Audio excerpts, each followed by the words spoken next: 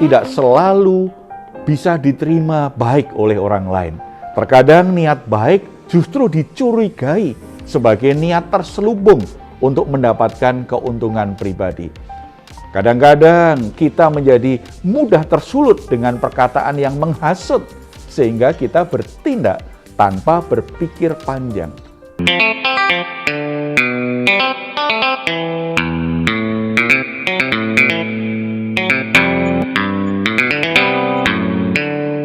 Salam God Lover yang dikasih oleh Tuhan. Senang boleh kembali berjumpa dengan saudara semua dalam program Listen God malam hari ini bersama Diaspora TV.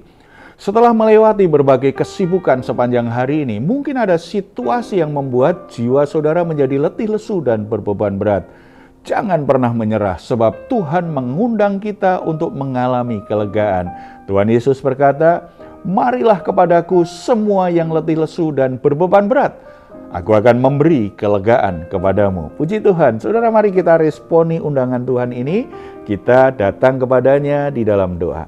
Bapa di surga, kami bersyukur karena setiap hari Tuhan mengundang kami untuk menikmati persekutuan denganmu, untuk menikmati hadiratmu, untuk mengalami kelegaan kepadamu. Tidak peduli masalah apapun yang sedang kami alami saat ini, ketika kami datang kepadamu menyerahkannya kepada Tuhan, Tuhan akan memberi kami ketenangan di hati, kekuatan di hati kami. Bahkan Tuhan akan membuka jalan keluar yang terbaik sehingga kami bisa mengalami kemenangan di dalam Engkau. Bapa, saat ini kami rindu mendengar firman-Mu. Mari Engkau berbicara kepada kami. Roh Kudus mengajar kami dalam nama Tuhan Yesus. Amin. Niat baik tidak selalu bisa diterima baik oleh orang lain.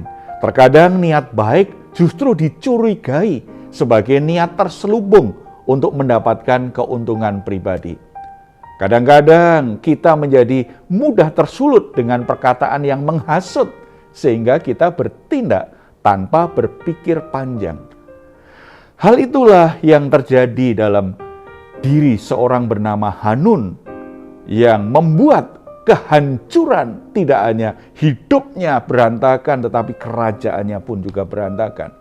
Perikop di 1 Tawarikh pasal 19 ayat 1-19 mencatat hal itu.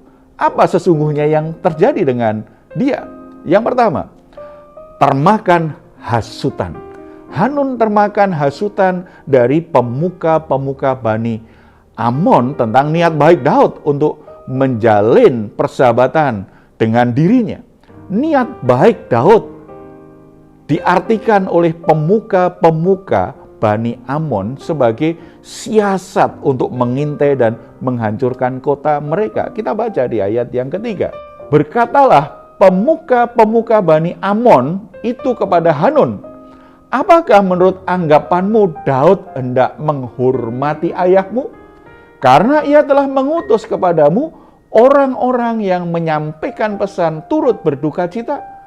Bukankah dengan maksud untuk menyelidik, untuk mengintai dan menghancurkan negeri ini? Maka pegawai-pegawainya datang kepadamu." Hal itu terjadi karena Hanun tidak menyelidiki terlebih dahulu kebenaran dari peristiwa yang sesungguhnya, sehingga timbul di hatinya kecurigaan tanpa alasan.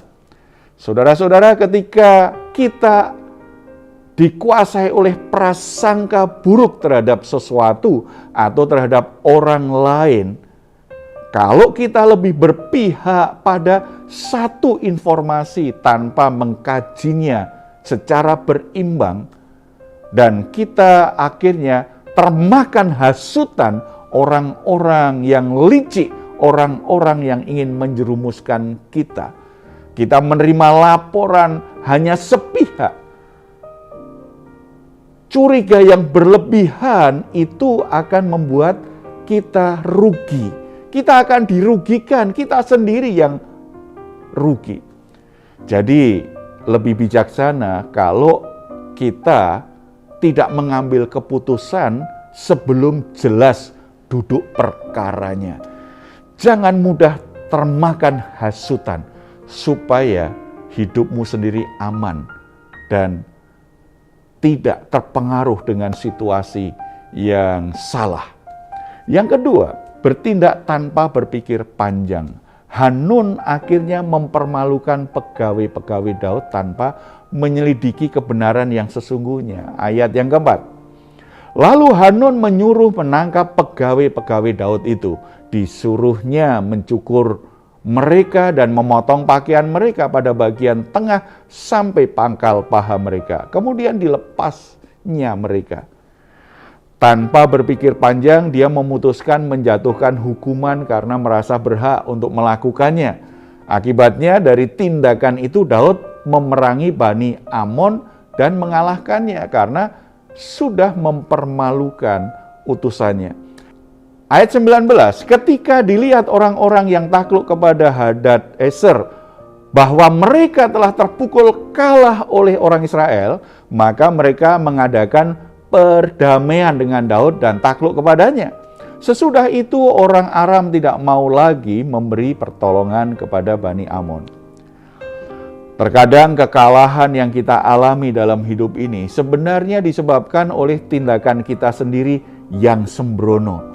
Tanpa pikir panjang, kita kena hasutan, akhirnya kita bertindak dengan gegabah.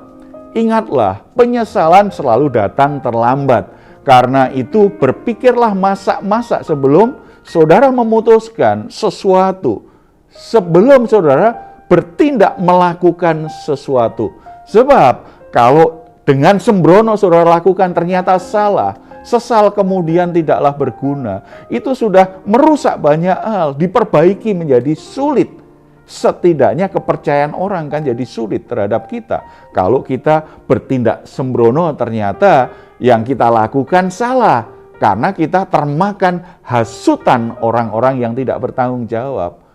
Curiga sebagai bentuk kehati-hatian memang kadang-kadang itu baik. Tetapi kalau kecurigaan itu berlebihan, apalagi karena hasutan, informasi yang tidak jelas, informasi yang hanya separuh, hanya sebagian, kita tidak cek dulu kebenarannya, kita tidak coba cari informasi, data dan fakta yang sesungguhnya, kita bisa bertindak sembrono, merugikan diri sendiri, merugikan orang lain, dan akhirnya kalau kita mengalami situasi yang buruk, penyesalan yang terjadi.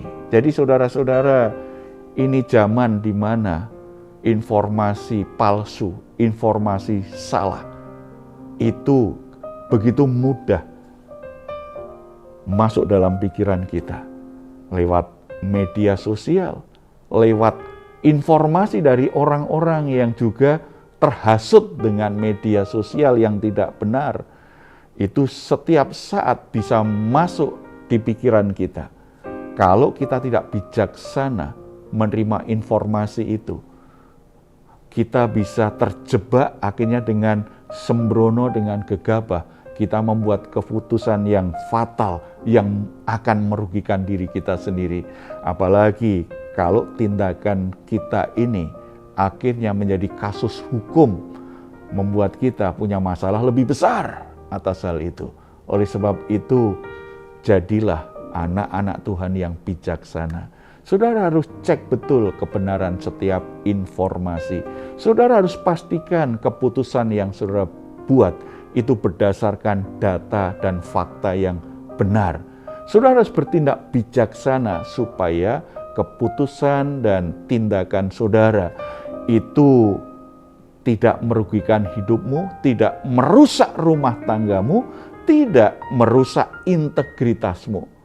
Dengan demikian saudara akan tetap dipercaya orang-orang di sekitarmu. Keputusan yang saudara ambil, keputusan yang benar. Keputusan yang benar, keputusan yang bijaksana, keputusan yang saudara jaga tidak jadi batu sandungan, tentunya akan diberkati Tuhan. Akan membuat saudara buat keputusan-keputusan yang membuat hidupmu semakin diberkati oleh Tuhan. Membuat hidupmu selaras dengan maunya Tuhan. Saudara jadi berkat, menggarami, menerangi orang-orang di sekitar. Kita datang kepada Tuhan. Mari kita kembali evaluasi bagaimana keputusan-keputusan saudara selama ini. Apakah saudara sedang dalam mengalami masalah yang sulit? Saudara dikejar-kejar dengan hutang. saudara ditagih debt collector, saudara menjadi bermusuhan dengan saudaramu sendiri, saudara ada masalah di kantor, di gereja, di pelayanan, saudara cek apakah gara-gara saudara mudah termakan hasutan, gara-gara keputusan yang sembrono. Kalau itu terjadi, datang ke tata kasih karunia Tuhan. Minta Tuhan memberi kesempatan bagi saudara untuk memperbaiki situasinya. Dan biarlah hikmat Tuhan menyertai saudara. Kita bersatu dalam doa. Bapa di surga, kami datang kepadamu. Kami sadar seringkali kami mudah terhasut dengan informasi palsu, informasi yang tidak tanggung jawab. Sehingga kami bersikap sembrono, membuat keputusan yang sembrono, gegabah, dan itu berdampak buruk. Tuhan ampuni kami, beri kami kepekaan, beri kami kebijaksanaan, beri kami penguasaan diri Tuhan, supaya kami tidak mudah terhasut dengan informasi palsu yang tidak bertanggung jawab, supaya kami bertindak dengan bijaksana. Roh Kudus ingatkan selalu di hati kami, supaya kami sungguh-sungguh bertindak bijaksana dalam menyikapi situasi dan informasi yang kami dengar. Hamba-Mu berdoa untuk saudara-saudara yang saat ini mengalami masalah berat dalam hidup mereka. Hubungannya menjadi rusak dengan orang-orang di sekitarnya karena mereka bertindak sembrono. Mereka melakukan sesuatu yang sembrono akibat hasutan, akibat informasi yang salah. Kiranya kasih karunia Tuhan, belas kasihan Tuhan, Tuhan nyatakan kepadanya, supaya mereka bisa memperbaiki situasinya, supaya mereka tidak mengulang hal yang sama. Tuhan tolong mereka menyelesaikan masalah-masalah yang timbul, melakukan perdamaian dengan orang-orang yang menjadi korban dari keputusan sembrono mereka. Tuhan tolong mereka untuk mengalami pemulihan bersama-sama dengan Tuhan. Tuhan berkati anak-anak-Mu yang sedang sakit, yang sedang dalam pergumulan apapun. Belas kasihan-Mu, kasih karunia-Mu Tuhan sediakan, sehingga ada kesembuhan, ada pertolongan, sesuatu yang baik terjadi dalam hidup mereka semuanya. Terima kasih Bapa, damai sejahtera melingkupi kami semua dalam nama Tuhan Yesus. Amin. Jika saat ini saudara atau keluarga sedang mengalami pergumulan dan membutuhkan dukungan doa, di layar saudara ada nomor telepon yang bisa saudara hubungi. Tim doa kami akan mendukung saudara di dalam doa. Silahkan jika saudara ingin memberikan komentar, tuliskanlah di ruang komentar yang ada di channel Diaspora TV. Puji Tuhan, sebelum kita berpisah, mari kita memperkatakan bersama-sama, mengimaninya, dan dengan penuh semangat kita katakan Mazmur 4 ayat 8-9. Engkau telah memberikan sukacita kepadaku lebih banyak daripada mereka, ketika mereka kelimpahan gandum dan anggur. Dengan tentram aku mau membaringkan diri, lalu segera tidur, sebab hanya Engkau ya Tuhan yang membiarkan aku diam dengan aman. Selamat beristirahat, doa saya untuk saudara semuanya. Saudara malam hari ini sungguh-sungguh boleh mengalami rest and God. Tuhan Yesus memberkati kita semuanya.